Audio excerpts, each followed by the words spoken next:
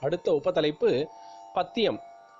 மற்றவர்கள் நவீனர்கள் நம்முடைய ஆயுர்வேதத்தில் ஸ்லாகித்து சொல்கிற ஒரு விஷயம், இதில் மருந்துகளை சொன்னதோடு மாத்திரமின்றி அதைவிட முக்கியமாக பத்தியங்களை சொல்லியிருப்பதாகும்.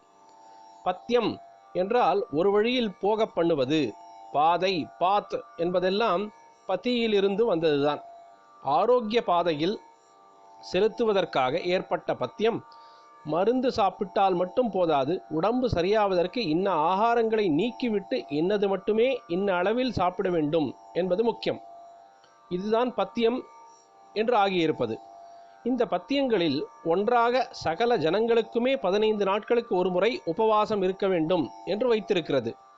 சகல ஜனங்களுமே அவ்வப்போது ஒருவேளை லங்கனம் போடுவது நல்லது.